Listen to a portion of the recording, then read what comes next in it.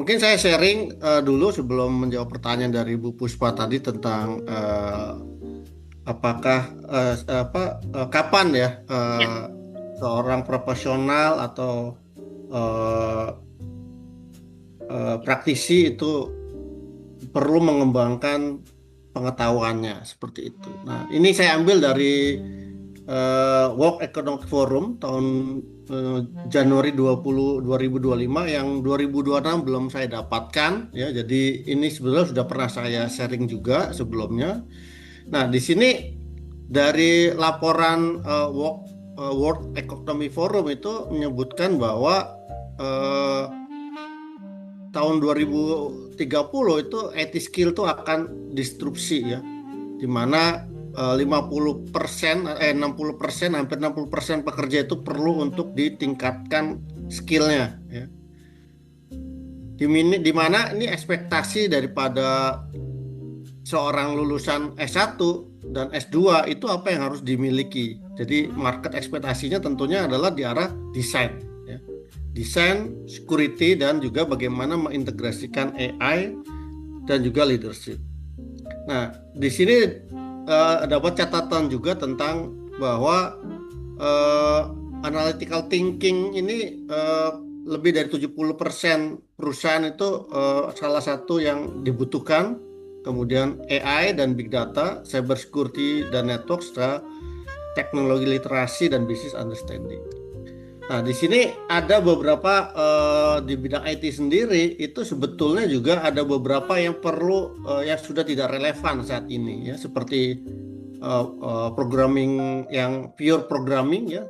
Yang dibutuhkan itu adalah dia bisa memanfaatkan AI eh, dan juga mengerti tentang machine learning operation daripada pengembangan aplikasi, karena semua aplikasi kalau Bapak Ibu lihat dari aplikasi yang digunakan sehari-hari ya, mungkin Bapak Ibu kalau pakai dari programming ya, kemudian dari desain, dari membuat slide dan sebagainya itu pasti ada option AI di situ ya.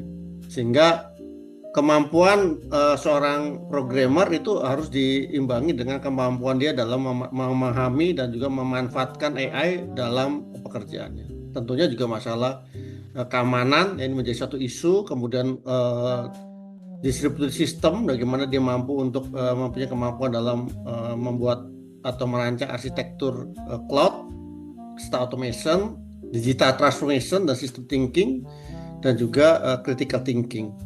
Kemudian juga digital transformation. Ini adalah uh, bagaimana kita harus menyelaraskan kemampuan kita bahkan di bidang IT sekalipun seperti itu. Jadi menjawab pertanyaan Bu Puspa tentunya adalah kapan ya begitu adalah belajar itu adalah sepanjang hayat ya.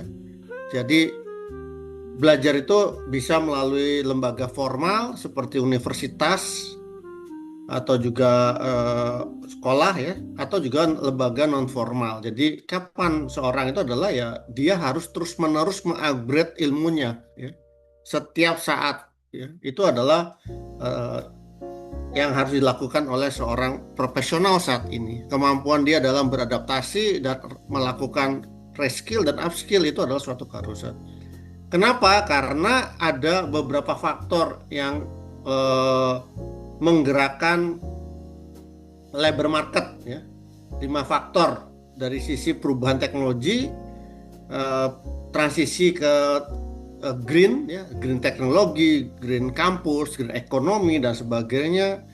Itu adalah suatu isu di mana kita juga tahu bahwa dunia kita sekarang makin panas ya, bahkan kita meredam supaya kenaikan suhu tidak lebih dari 1,5 derajat ya, karena efeknya kenaikan 1,5 derajat itu membawa dampak kepada kita yang sebagai penghuni dunia ini ya, dari musnahnya beberapa fauna dan flora dan sebagainya, sehingga teknologi green, ekonomi green dan semua yang menggunakan kata-kata green ini menjadi sesuatu yang menjadi isu ke depan.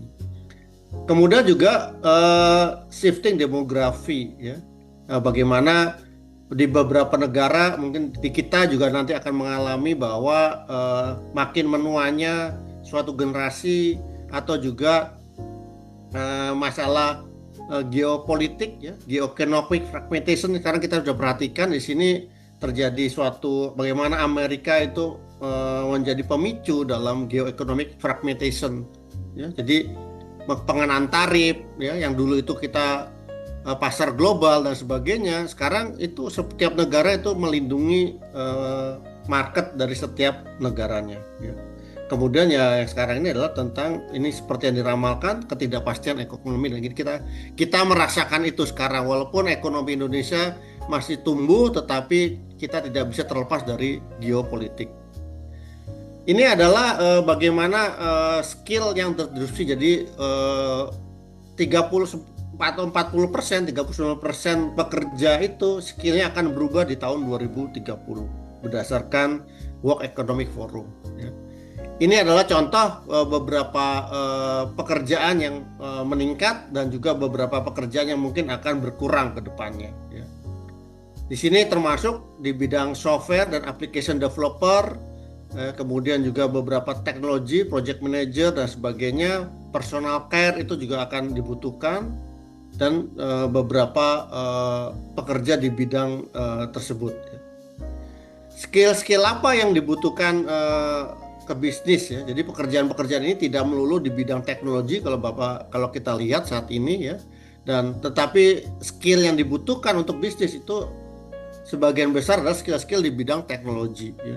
Di mana 80% itu berhubungan dengan AI dan information processing technology, 58% ke arah robotik, kemudian 41% itu energy generation dan storage, dan 30% new material dan composite. Ini menjadi isu juga sejak terjadinya fragmentasi atau terjadi perang dagang antara Cina dan Amerika. Bagaimana Cina yang menjadi salah satu negara yang mempunyai sumber daya dalam rare earth ya, tanah jarang ya, material tanah jarang itu, melarang ekspor tanah jarang itu dalam bentuk mentah seperti itu ya. Nah ini adalah skill-skill yang berkembang sangat cepat. Ada 10 skill ya. Kalau kita perhatikan skillnya memang rata-rata ke arah teknologi dan juga soft skill seperti leadership, lifelong learning ya, belajar dan selalu curious, selalu mau mencari sesuatu ya, curiosity dan lifelong learning. Kemudian kemampuan dia dalam beradaptasi dan lincah serta ketahanan, serta analitik dan sebagainya. Ini adalah skill-skill yang dibutuhkan sampai dengan 2030 ya.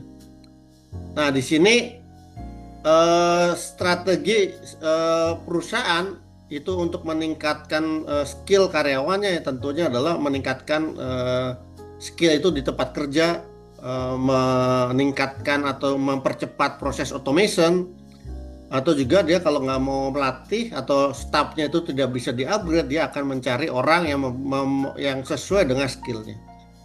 Nah jadi ini adalah beberapa bagaimana rencana daripada perusahaan-perusahaan itu dalam mengadopsi perubahan tempat kerja yang sekarang. Mungkin itu Bu Puspa dan juga Bapak Ibu sedikit insight ya dari laporan World Economic Forum untuk tahun 2025. Nah mungkin kita masuk ke sesi diskusi ya. Silakan Bu Puspa, atau mungkin juga ini interesting nih Pak Roland.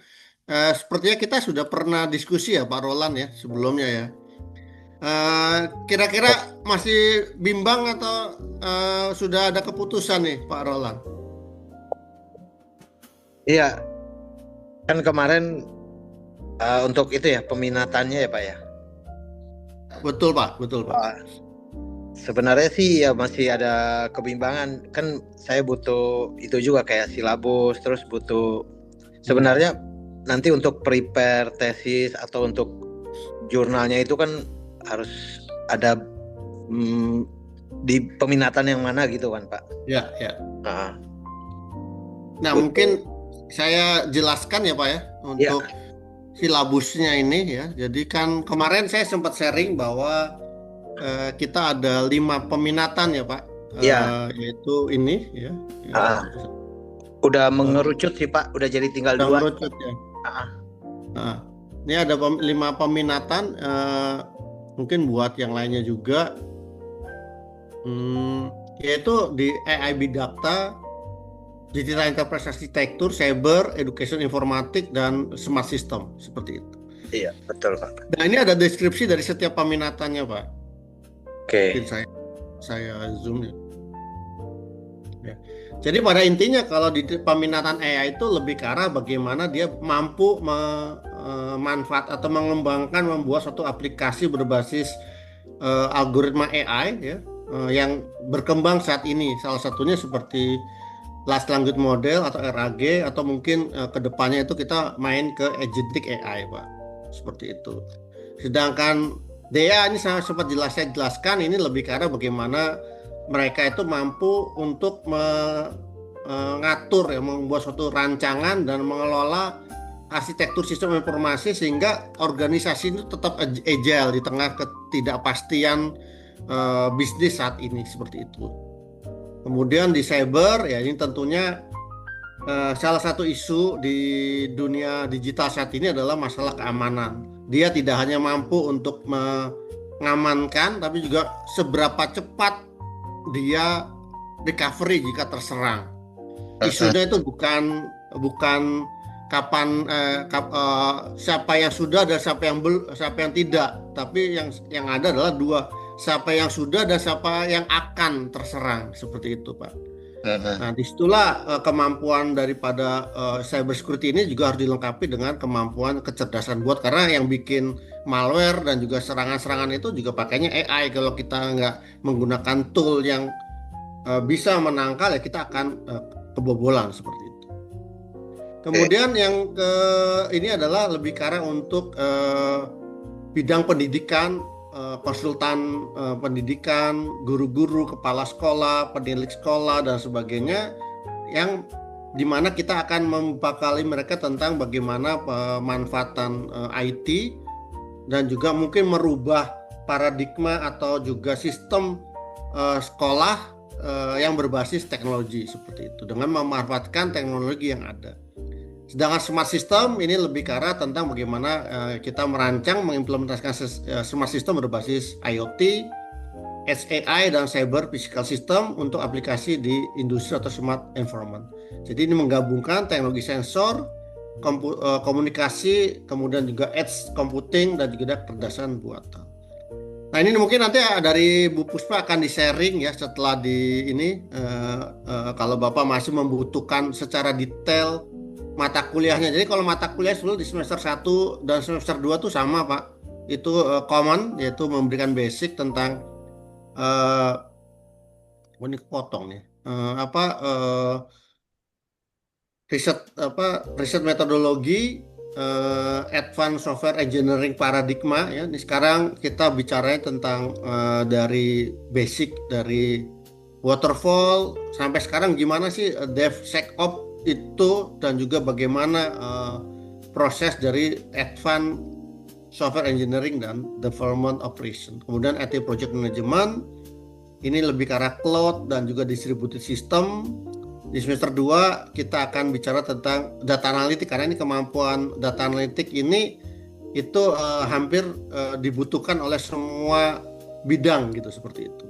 Kemudian juga ini perancangan satu platform, keamanan dan juga digital risk, dan juga ini adalah di semester 2. Nah, di semester 3 di sini baru masuk ke peminatannya, Bapak. Jadi akan berbeda, di mulai semester 3 itu akan dipecah menjadi 5 kelas ya yang berbeda.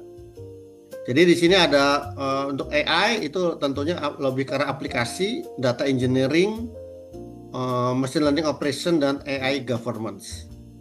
Ini ada, dan juga generative AI. Kemudian di digital enterprise architecture itu tentunya dia merancang digital blueprint, API digital platform, dan API ekonomi, cloud native dan microservices, serta IT government. Sedangkan di cyber, threat intelligence dan juga adversarial analysis, digital forensik dan incident engineering, AI driven, zero trust, cyber resilient architecture. Sedangkan di education informatik ya tadi ini lebih karena aplikasinya, teknologi digital dan IT itu yang diimplementasikan ke bidang pendidikan, termasuk generative AI for education, kemudian juga digital learning platform engineering, learning analytics, dan academic intelligence. Sedangkan di sini lebih ke arah bagaimana membuat ini project based industrial IoT, kemudian juga engineering di bidang SAI, jadi gimana menempatkan atau merancang suatu sistem smart yang berbasis AI di dalam microcontroller atau mikro komputer. Kemudian juga digital twin dan intelligent automation, dan juga keamanan di bidang IoT seperti itu. Kemudian diakhiri dengan tesis atau juga publikasi. Mungkin secara singkat itu seperti itu Pak Roland. Ya, mungkin ada yang ditanyakan dari sini, mungkin nanti kalau detailnya silabusnya mungkin nanti Bu Puspa ya bisa sharing. Ya, betul. Oke, iya baik Pak, terima kasih. Tadi Pak Roland nyebutin dari 5 udah mengkerucut 2. Mengkerucut kemana tuh Pak Roland? Enggak, dari 2 sih sebetulnya, udah 2 ya Pak. Udah 2 ya Pak Roland? Iya betul, udah 2. Jadi mengerucutnya ke digital enterprise arsitektur sama big data tadi. Nah, cuman kan dalam asumsi saya kan kalau di digital enterprise arsitektur itu kan dia kayak lebih high level untuk kayak roadmap-nya segala ya. Ya betul. Sedangkan kalau di AI big datanya itu lebih ke technical. Betul. Nah, lebih ke jadi mungkin dia mengimplementasikan salah satu yang dirancang oleh orang DEA gitu Pak. Iya, jadi lebih kayak si strategiknya ini, si manajerialnya ini lebih di posisi DEA-nya itu ya Pak. Betul. Kalau dilihat begini ya. Jadi posisi si big data sama AI-nya ini jadi kayak lebih ke teknikalnya lagi. Jadi betul gitu atau salah nih Pak? Jadi kan gini Pak. Kalau yang DEA itu memang lebih ke arah big picture-nya Pak. Tapi how to-nya nggak tahu. Ya betul. Tapi dia sudah tahu dia mengerti tentang potensi-potensi dari setiap kekuatan itu yang bisa diimplementasikan ke dalam bisnisnya dia Pak. Tetapi how to-nya bagaimana mengimplementasikannya dia nggak tahu. Termasuk cybernya gimana nggak tahu, dia harus cari orang. Nah orang inilah yang di bidang tadi itu Pak. Termasuk di bidang AI-nya. Oke. Tapi jatuhnya si big data sama AI itu dia lebih teknikal jadinya ya Pak ya. Jadi lebih kayak kita kuliah S1 gitu Pak. Atau lebih advance lagi Pak.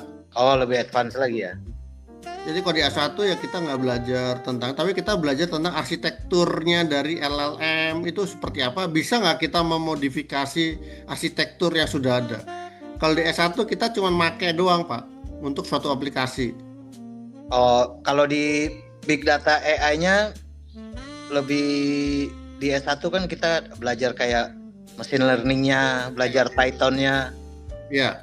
Nah, kalau yang di sekarang ya kita akan review juga Python sama juga machine learning-nya, tetapi kita akan lebih ke arah yang algoritma yang terupdate sekarang LLM gitu, bikin voice bot gitu Pak.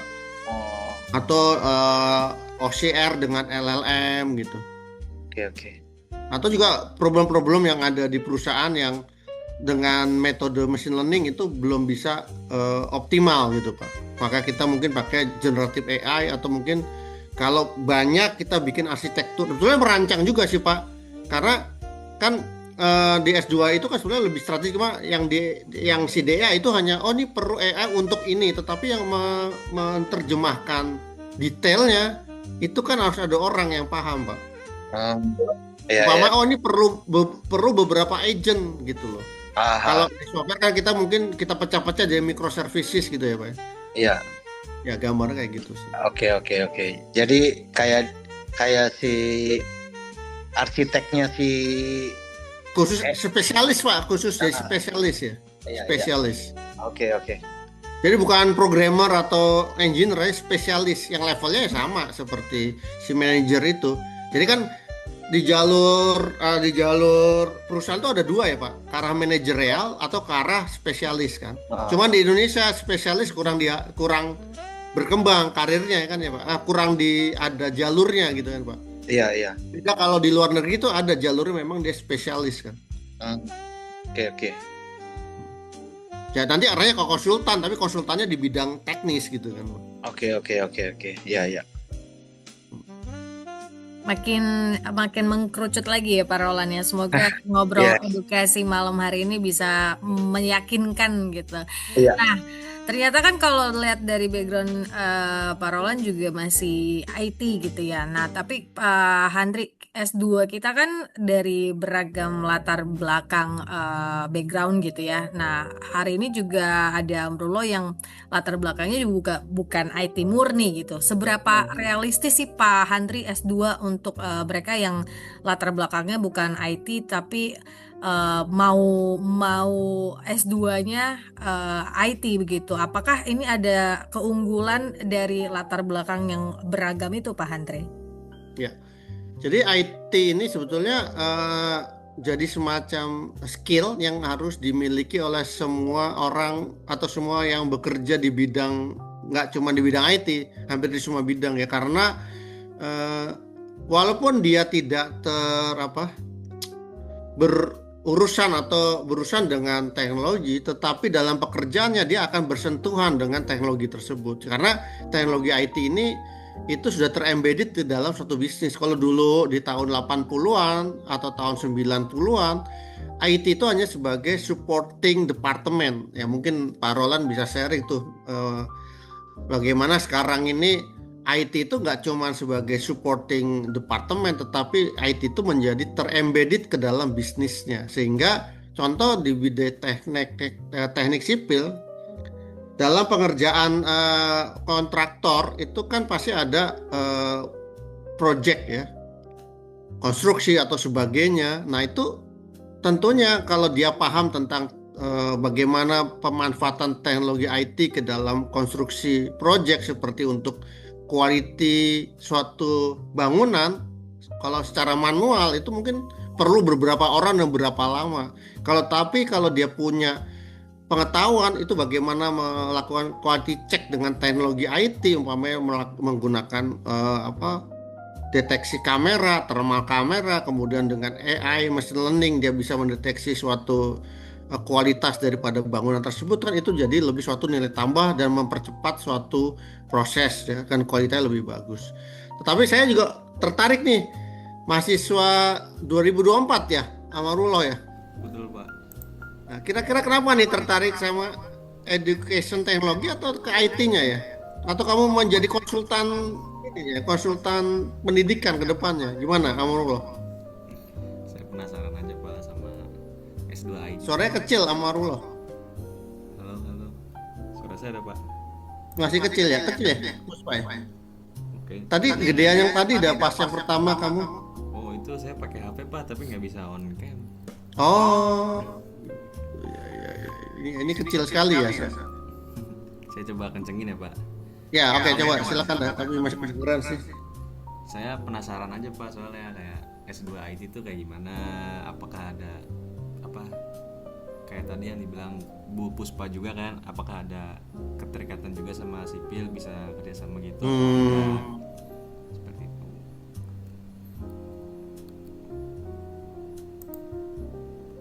Oke. Terus gimana? Terus mungkin saya mau nanya ini sih Pak, tadi kepikiran,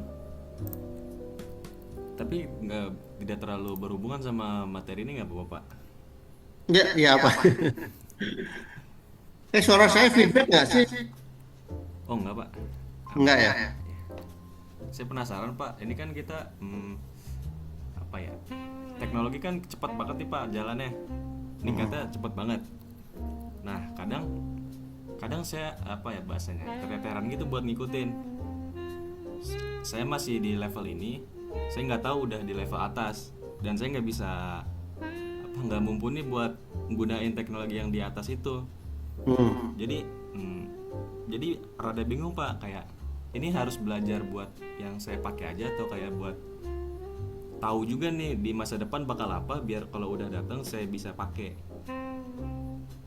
Itu cara gimana ya, Mas? Kalau di Bapak mungkin dari orang IT juga kan Pak, itu cara Bapak apa ya, Mas? ngikutin perkembangan teknologinya selagi make yang relevan buat Bapak itu gimana tuh Pak? Jadi kalau kebutuhan basicnya itu saya kan memang di teknologi ya. Sejak saya kuliah sampai dengan kerja, kemudian saya kuliah lagi, itu sebetulnya ada suatu pola. Jadi saya nggak belajar dari basic lagi. Jadi kalau ada teknologi baru, saya sudah ngambil ini punya pola yang sama dengan yang satunya. Contohnya gini, kayak cloud computing ya.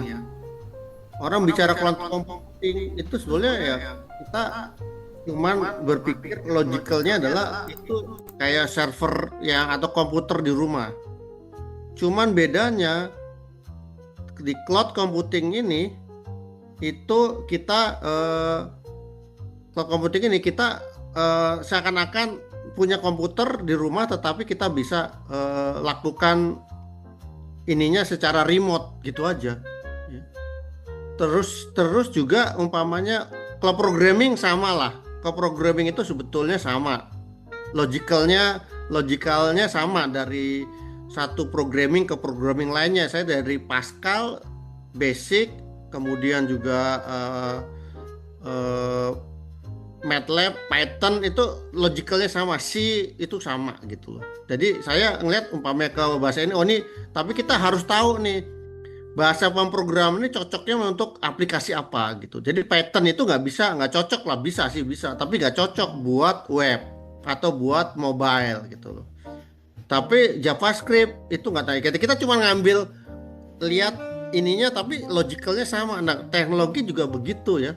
Seperti machine learning, AI itu kan sudah lama, sejak tahun Perang Dunia Kedua itu. Hype-nya tuh di Perang Dunia Kedua ketika tentara Inggris ya, sekutu waktu itu mengalahkan Jerman ya. Tahu film ini nggak sih yang bagaimana film apa mesin lupa saya. Turing mesin itu sebetulnya adalah bagaimana AI itu algoritma AI mampu mengalahkan si tentara Jerman itu karena strategiknya kebaca, encode-nya itu bisa dibaca oleh algoritma AI, sehingga gerakan-gerakan dari tentara Jerman tersebut itu bisa diketahui oleh tentara Inggris, sehingga dengan mudah dia bisa tahu strategik atau gerakan ini mau nyerang kemana, mau bergerak kemana, itu bisa diketahui oleh tentara Inggris. Nah, itu dibantu dengan AI kayak gitu. Nah, itu sampai saya belajar, itu kan saya belum lahir tuh. Saya belum lahir ya, jangan pikir saya udah lahir. Saya belum lahir tuh. Tetapi algoritmanya itu neural network, apa-apa itu sebenarnya sekarang itu pengembangan dari neural network. Jadi apa ya, kayak kamu kenal LLM ya, yang Gen AI, kalau kamu kan generatif Gen Z ya. Kalau kita di AI kan nama Gen AI. Nah, Gen AI itu juga basicnya dari neural network. Karena saya sudah tahu basicnya, ke atasnya itu saya begini. Jadi ngejarnya tuh nggak terlalu ini ya, walaupun ya cepet banget, tapi saya masih bisa memahami teknologinya seperti itu sih. Jadi memang yang penting itu kita ngerti foundationnya sih. Jadi foundationnya jadi sama kayak di sipil, kamu belajar kalkulus, belajar material mechanical teknik ya, dan sebagainya, itu semuanya pakainya basicnya pakai itu kayak gitu. Nah, jadi kalau saya dari orang teknologi dari awal saya ngelihat polanya, polanya begini, ini saya nggak perlu belajar itu, tapi saya tinggal ngelihat apa sih yang menjadi kelebihannya, kayak gitu aja sih. Itu yang biasanya kalau orang sudah punya foundation atau dia punya basic yang bagus, yang kuat, yaitu dia tidak terlalu terkejut atau juga ini, karena dia sudah pertama dia ngikutin, saya ngikutin terus ya. Memang saya banyak baca paper, saya baca jurnal-jurnal yang terupdate yang di luar negeri. Jadi begitu ada ini suatu teknologi, saya nggak begitu kaget karena implementasi di industri itu selalu ketinggalan dibandingin hasil riset sih. Kayak gitu sih, Amarullah. Ya. Karena riset itu biasanya lebih dulu, implementasinya itu biasanya kebelakangan. Selisihnya bisa 5 tahunan ya. Dulu malah sampai 10 tahunan. Jadi saya sudah di mana, sudah paham tentang ini, industri itu baru mengimplementasikannya dulu itu 10 tahun kemudian. Tapi sekarang tuh makin cepat. Jadi 5 tahun saya sudah tahu, 5 tahun kemudian industri mengimplementasikan kayak gitu sih. Ya, jadi mungkin karena itu saya di bidangnya itu gitu, dan banyak baca, selalu update ya, selalu skillnya selalu diupdate seperti itu sih, Amarullah. Baik Pak, terima kasih Pak. Ya, sama-sama. Luar biasa sih insight-nya ya malam hari ini. Saya yang background-nya komunikasi juga belajar bahwa walaupun kita belum lahir ya Perang Dunia Kedua, tapi kita bisa bahas atau fondasinya tuh yang penting. Dan tadi juga Pak, saya juga menarik tadi kan dari data yang Pak Handri share di awal itu kan 80% bahwa pekerjaan tuh pasti irisannya sama IT gitu ya. Artinya S2 kita di Pradita itu sudah di track yang benar-benar menjawab tantangan di masa depan. Mungkin pertanyaan selanjutnya Pak Handri, bagaimana perbedaan begitu ya? Mungkin nanti Pak Roland juga mungkin ini menjadi lebih tajam lagi, semakin yakin lagi untuk ngambil S2. Untuk yang dirasakan profesional mahasiswa Bapak sebelumnya mengikuti S2 yang kalau kita kan tagline-nya real case real experience begitu ya Pak. Itu dibandingkan yang hanya akademisi, hanya baca paper atau hanya riset dan sebagainya, itu keunggulan Pradita seperti apa sih Pak Handri?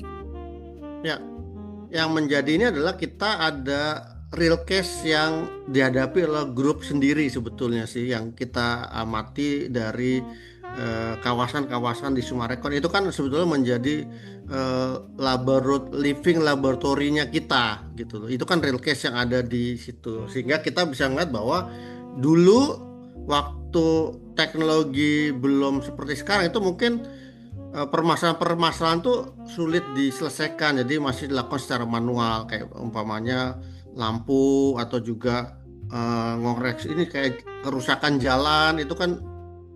Gimana sih kita taunya posisi lokasi di mana jalan-jalan itu rusak gitu secara otomatis, gimana kita bisa memberikan informasi atau memetakan lah posisi jalan rusak dengan tingkat keparahan sekian, itu bisa diimplementasikan. Itu salah satunya kelebihan daripada Pradita tuh mungkin karena kita punya living laboratory itu yang tetapi tentunya kita juga harus yang mungkin di tempat lain, di perusahaan lain sebetulnya banyak juga. Nah itu sebetulnya kita mengambil dari case-case yang ada di situ sih sebetulnya kayak gitu. Dan mungkin karena kebetulan beberapa dosen saya, karena kebetulan saya juga backgroundnya tuh dari profesional ya. Dulu saya kerja sebagai engineer, kemudian sebagai set manager di perusahaan automation, di mana di situ memang berawal tuh dari suatu masalah, kemudian kita memberikan solusi kepada masalah tersebut. Jadi saya 8 tahun sebagai profesor, sehingga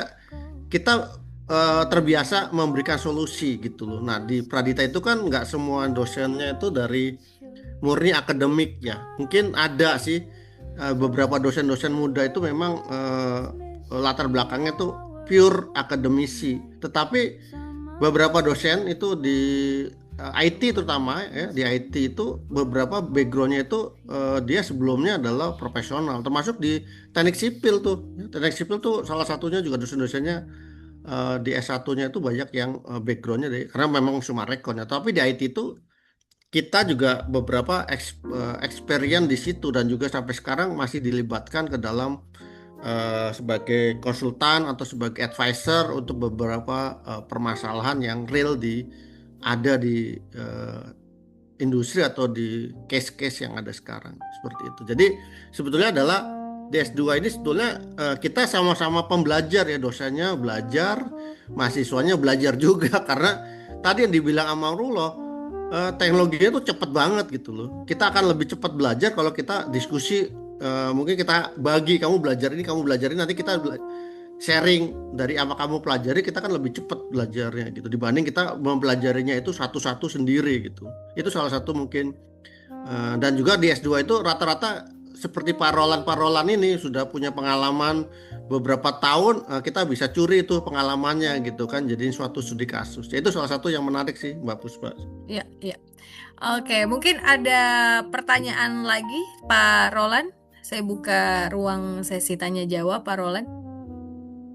Belum, ya, silakan Pak. Apa ya? Belum ini sih nanti. Belum ada pertanyaan lagi ya Pak? Belum. Oke, Amrullah ada Ikhlas saja Pak pertanyaan? ya, nanti kita ini diskusinya Pak. Baik, Pak. Amrullah sudah cukup? Atau ada pertanyaan lanjutan? Mungkin terakhir Bu Puspa, Pak Andri sama Cukup.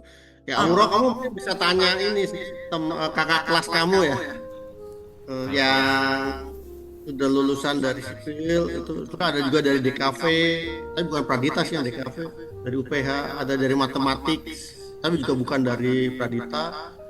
Yang dari Pradita itu ya sekarang ada kerja di Sumarekon, dia itu arsitektur. Nah saya juga kamu mau belajar ini kenapa? Oh ternyata dia ngeliat, ingin tahu tentang teknologinya, bagaimana digitalisasi di desain itu bisa dimanfaatkan. Kayak gitu sih. Kayak umpamanya bagaimana dengan AI desain dia menjadi lebih cepat, untuk dapatkan ide-ide dan sebagainya kayak gitu sih. Dan juga bagaimana merancang atau departemennya dia ke depannya itu untuk digitalisasi bagaimana kayak gitu. Jadi ya menariknya sih kalau di S2 itu karena kita bisa saling ini ya, saling sharing gitu loh, dari permasalahan-permasalahan atau pengalaman-pengalaman mahasiswanya juga, karena dosennya juga sebetulnya juga belajar juga dari mahasiswanya, seperti itu sih Pak Puspa. Oke, saya rasa cukup singkat, padat, dan jelas ya malam hari ini ngobrol edukasi. Saya mendapatkan banyak insight juga, dan harapannya juga Pak Roland dan juga Amrullah juga banyak insight dan juga menambah perspektif gitu ya. Terima kasih banyak Pak Handri untuk insight-nya. Data-data yang disampaikan juga luar biasa dan sangat relevan dengan realita kita hari ini. Terima kasih Pak Roland, Pak Amrullah sudah join malam hari ini. Saya bisa tarik kesimpulan, S2 itu bukan soal cepat atau lambat, bukan soal pintar atau tidak, tapi soal kesiapan untuk naik level ya, dan tetap relevan gitu ya, tetap up to date dengan teknologi, karena teknologi itu sangat erat dengan kehidupan kita. Dan di Pradita University ini program S2 dirancang bukan hanya untuk menambah gelar, tapi juga membentuk cara berpikir strategis melalui tagline kita. Bukan sekedar tagline, tapi memang sudah diterapkan begitu ya Pak Handri ya, real case and real experience yang dekat dengan dunia kerja atau industri. Dan mungkin nanti kalau misal mau tanya-tanya lagi Pak Roland atau Amrullah, kita terbuka banget, bisa langsung ke education counselornya atau juga bisa langsung mampir aja ke admission di marketing di Pradita. Bisa tanya-tanya langsung atau bisa langsung ngobrol lagi sama Pak Handri juga. Ini siap untuk sharing dan juga bisa langsung join aja gitu ya di kelas S2 kita. Terima kasih untuk malam hari ini Bapak-bapak semua, untuk malam hari ini ngobrol edukasi perdana di 2026 ini semoga bermanfaat dan bisa jadi bahan refleksi untuk langkah karir kita semua malam hari ini. Saya akhiri malam hari ini. Terima kasih banyak, salam sehat untuk semuanya dan salam sukses pastinya. Terima kasih Pak Handri, terima kasih Pak Roland dan juga Kak Agung. Terima kasih, Bu. Terima